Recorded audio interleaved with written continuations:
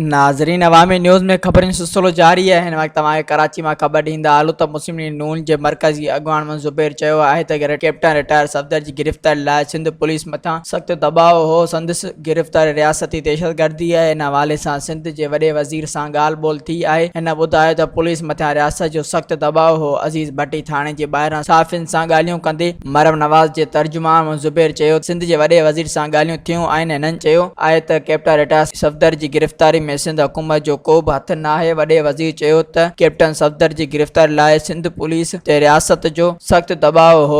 ज़ुबैर जो चवणु हो त मां अॻूणो गवर्नर आहियां पर मूंखे बि थाणे जे अंदरि तो वञणु ॾिनो वञे। वकीलनि खे बि थाणे जे अंदरि न छॾियो वियो न ई खेनि मुलाक़ात करणु ॾिनी वई। हिन वधीक चयो त कैप्टन रिटायर सफ़दर खे दरवाज़ो भञी गिरफ़्तार कयो वियो। जंहिं कमरे जो दरवाज़ो टोड़ियो वियो मरियम नवाज़ बि हुन कमरे में मौजूदु हुई। सिंध जे अॻूणे गवर्नर चयो त कहिड़ो डपु हो छा सफ़दर उतां खां भॼी थे वियो। जेकॾहिं गिरफ़्तार करणो हो त आराम सां बि गिरफ़्तार करे सघिजो थे। हिकु हथे ख़ाली औरत खां एतिरो डपु आहे जो हिननि होटल जे कमरे जो दरवाज़ो भञी उन जे मुड़ुस खे गिरफ़्तार कयो वियो। ही सही सिधी रियासती दहशतगर्दी आहे। मज़ीद खबरों और तफसीलात के लिए विजिट करें हमारी वेबसाइट www.awamiNewsHD.com।